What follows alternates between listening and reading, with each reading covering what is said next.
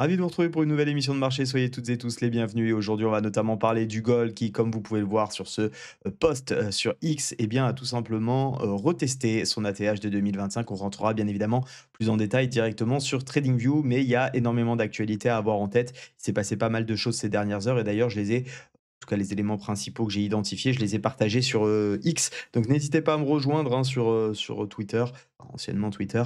Vous avez tout simplement à me chercher. Je suis Riquet Trading et Bourse. Voilà, tout simplement. Qu'est-ce qu'on a eu comme information importante? Déjà, je ne l'ai pas forcément cité ici, mais on a Donald Trump qui va mettre en place officiellement aujourd'hui la nouvelle tarification concernant les droits de douane et les marchés d'ailleurs réagissent assez fortement à cela. On a pu le voir. Il y a plusieurs éléments qui le montrent très bien. Il y en a trois dont je vais vous partager. Tout d'abord, ce premier post que je vous ai mis avec ici, en une semaine, le changement des anticipations à la baisse des taux pour le mois de mai.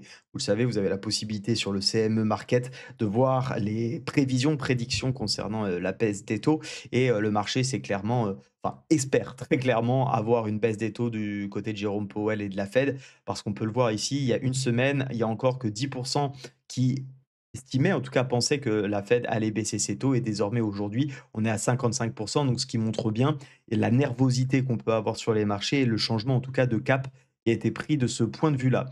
Si je retourne sur, maintenant le S&P 500, dont je vous ai fait d'ailleurs hier un plan sur le Nasdaq, grosso modo la même chose. Il s'est passé des choses également très intéressantes si on rentre dans le détail. Comme on peut le voir ici, on a eu un début de session qui a ouvert en gap, on est revenu tester, c'était la zone dont je vous ai parlé également sur le Nasdaq hier, allez voir la vidéo si ça vous intéresse, où je vous ai dit: «Ça m'intéresserait de vendre cette zone». C'est grosso modo, hein, vous reportez les graphiques Nasdaq, S&P 500, c'est un petit peu la même chose et c'est la zone où effectivement on a eu une jolie accélération baissière, même si on a fait +4 en début de session suite à un rebond un petit peu aléatoire à mon sens, mais il y a rien aujourd'hui qui pousse vraiment les actifs à monter et notamment une prise de parole un petit peu délicate ou indélicate, on pourrait d'ailleurs plutôt le dire ainsi, de Donald Trump. Je vous laisserai apprécier ces dires, je n'ai pas envie de les citer ici sur la chaîne. Vous les retrouverez sur tous les sites d'information et bien forcément ça a entraîné une chute, pardonnez-moi, sur, les marchés financiers et donc plutôt que de continuer, ce rebond de 4 bah, on a finalement, clôturé à -21,5 du côté du S&P 500,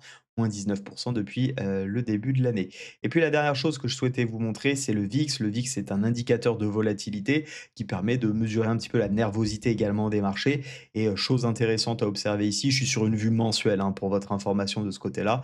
Il y a 3 moments récemment où on est passé au-dessus du niveau des 50 qui est un niveau, de volatilité extrême et donc de nervosité. C'est actuellement en 2020 au moment de la crise du Covid et en 2008 au moment de la crise, Lehman Brothers, donc la crise des subprimes. Donc vous voyez qu'on n'est pas forcément dans des conditions actuellement de marché où le fondamental est avec nous et ça renforce un peu plus ce que je vous disais hier, que je ne recherche toujours pas des achats sur le, court terme d'un point de vue trading, ce qui ne m'empêche pas bien évidemment de chercher des achats sur des bonnes opportunités. Alors pour le moment, pour rien vous cacher, j'ai très peu acheté d'actions, même pas du tout, parce que j'estime qu'on est encore ou alors en tout cas pas celle que je souhaite acheter dans le sens où pas les beaux dossiers qui sont survalorisés. J'estime qu'on est toujours trop cher. Je peux me tromper bien évidemment. Peut-être que ça repartira sans moi et tant pis. En revanche, j'ai commencé à acheter quelques dossiers qui étaient déjà sous-valorisés à l'époque parce que j'estime que c'est des bonnes actions. Je vous ai fait d'ailleurs des vidéos sur certaines d'entre elles récemment sur la chaîne YouTube, donc vous pouvez les découvrir. Concernant les ETF, par contre, j'ai continué, bien évidemment, de renflouer assez fortement parce que j'estime que des corrections de -20, -25, -30, -40 sont des belles opportunités pour l'avenir. Voilà un petit peu pour ce que j'avais à vous dire du côté, grosse maille fondamentale, ce matin. Il faudra bien évidemment être vigilant. On repasse pas le calendrier économique, on l'a déjà parcouru, mais il y a, effectivement des informations importantes tout au long de la semaine, donc soyez prudents et les identifiez bien afin d'éviter les grosses erreurs. Concernant, le gold, on va, faire une analyse ce matin. On est dans une tendance qui est toujours ultra haussière. Nous sommes sur une vue, daily qui permet effectivement, ben, de visualiser qu'on a, un marché qui monte en escalier. C'est assez, d'ailleurs rassurant et plaisant parce que ça permet d'avoir des bonnes opportunités de trade. On voit bien, hein, quand je parle d'escalier, on a, tout simplement, une hausse ici, une petite pause, une hausse, une petite pause, une hausse, une petite pause, une hausse, une petite consolidation, une hausse, petite consolidation, une hausse, petite consolidation et on va descendre en 4 heures pour la visualiser. Mon objectif, quand je l'avais dit, vous savez tous les lundis matins, je suis en live avec, les membres qui le souhaitent, hein. Il y a possibilité de rejoindre cet abonnement si ça vous fait plaisir, de venir participer avec nous, à ce live. Il y a tout qui est expliqué dans mon canal Telegram, donc n'hésitez pas à nous rejoindre avec le lien qui est en description. Ce niveau nous intéressait tout simplement parce que c'est les 0,618, vous le voyez, du dernier mouvement de février au dernier point haut, d'avril. Donc on a corrigé un petit peu ici sur le gold et on cherchait des achats sur cette zone. Pour le moment, j'ai rien trouvé de très alléchant en termes de comment dire? De construction de prix. En revanche, on est en train de voir effectivement une petite zone de consolidation vraiment court terme, mais qui est en train de nous faire un joli double bottom et donc de reprendre permettre de reprendre la tendance haussière et c'est exactement ce que je cherche quand je cherche à trader, des actifs qui sont en tendance haussière. Avoir des grosses tendances de fond, profiter de corrections plus court terme comme le 4 heures et le 1 heure, attendre un retournement. En termes de chandelier japonais, on a potentiellement cette bougie, qui s'est faite et on pourrait se dire: «Oui, effectivement, ça peut être intéressant». Je la trouve un peu light et qui plus est, elle est à minuit, donc autrement dit, elle a clôturé à 4 heures du matin et à 4 heures du matin, je suis dans les bras de Morphée, pas dans les, graphiques de TradingView. Donc forcément, je laisse ça de côté et pourquoi pas revenir tester effectivement les 0,5, s'invalider sous les 0,618 et venir, pourquoi pas, aller chercher, par exemple, la zone des 3200. Ça m'apparaît être un objectif pertinent, qui, fait sens, bien évidemment, par rapport à la tendance de fond et on peut bien évidemment aussi aller chercher des objectifs plus court terme sur du plus petit trading. Je privilégierais ici un swing pour laisser courir bien évidemment le prix et lui laisser le temps de réagir en fonction des news, des épiphénomènes qu'on peut avoir. On le sait, on est dans une période de forte volatilité dans laquelle il peut y avoir énormément de bruit de marché.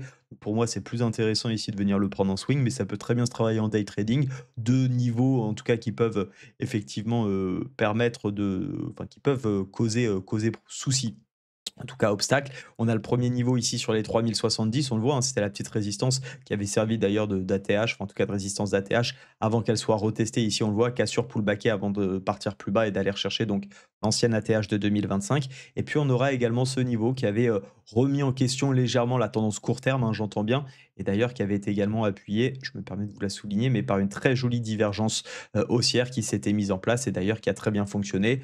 C'est pas toujours le cas, bien évidemment, mais souvent quand on a une correction, vous le savez, enfin vous le savez, il y a de fortes probabilités en tout cas qu'on retrace la moitié. On entend souvent cette expression: «Je te prends 2, je te redonne un». Bah, c'est un petit peu ça et donc on a bien une divergence qui est venue retracer un petit peu plus par ailleurs, 0,5, mais en tout cas qui est bien venue retracer 50 du mouvement, précédent à la hausse. Donc voilà, des choses intéressantes à voir. Cette divergence avait bien fonctionné et désormais, bah, j'aimerais bien aller chercher bien évidemment les derniers points hauts. On peut regarder quelques points, pivots également qui peuvent être intéressants. En termes d'objectifs un peu plus lointains sur la semaine, il faudrait une belle volatilité, mais pourquoi pas aller chercher ce double niveau de pivot, vous voyez, qu'on a sur les 3256-3267, qui m'apparaît très intéressant à aller chercher parce que bah, ça offre du potentiel malgré tout et ça peut offrir des très jolis RR. Alors est-ce qu'on ira cette semaine ou pas? Ça, bien évidemment, je n'en ai pas la moindre idée. La seule chose que j'ai envie de faire ici sur le gold, c'est travailler la tendance. En plus, on l'a vu ici, petit excès de survente sur le RSI dans une tendance de fond qui, je le rappelle, est haussière. Regardez la dernière fois qu'on avait été venu en survente, c'était également le point de bas. Encore une fois, hein, ce qui s'est passé ne présage pas, pardon, pardonnez-moi du futur, mais regardez ici, point bas. Également avant l'autre rallye haussier. Alors je peux vous trouver aussi des exemples, hein, bien évidemment, qui ne fonctionnent pas, mais pour le moment, point bas, rallye haussier. C'est assez compliqué, en voilà un. En voilà un qui ne fonctionne pas. Quand bien même vous avez vu qu'on a 4 ou 5 fois bon sur 5 ou 6 fois, même si on était à la moitié avec les RR qu'on peut aller chercher, bien évidemment, mathématiquement, ça fait le job et donc c'est tout autant d'éléments qui me donnent envie, évidemment, envie d'acheter. Je le rappelle ici, hein, c'est pas en conseil en investissement, travaillez selon vos stratégies, vos méthodes, vos gestions du risque. Ne recopiez pas bêtement ce que je vous raconte, comprenez pourquoi vous le faites, parce que ça peut bien évidemment ne pas marcher. Il faut être capable non seulement de tenir ses plans, mais aussi de sortir si jamais vous ne comprenez pas pourquoi ça ne, enfin, plutôt si ça ne fonctionne pas et que vous puissiez comprendre pourquoi il faut sortir et pas sortir à la hâte, comme beaucoup d'ailleurs me disent aujourd'hui. Encore, est-ce que tu ferais ci ou ça sur tel titre? Encore une fois, j'ai pas la réponse à vos questions simplement parce que je n'ai pas vos raisons d'entrée. Et s'il n'y a pas, au moment où vous entrez, des raisons de sortie en perte comme en gain, bah, c'est très compliqué, bien évidemment, d'être rentable sur le long terme. C'est pourquoi il faut avoir une stratégie, il faut se former, il faut apprendre. Et d'ailleurs, si vous voulez en savoir un peu plus sur mes visions du marché, eh bien, on se retrouve tout à l'heure à 12h30 sur le Discord de Darwin X 0. Je vous mets le lien en description pour me rejoindre. Je serai exclusivement sur le Discord de Darwin X 0, donc n'hésitez pas à venir participer à ce live. 12h30, rendez-vous. Moi, je vous souhaite une belle journée. Si vous avez aimé cette émission comme d'habitude, je vous remercie de la liker et je vous dis à très vite. Ciao.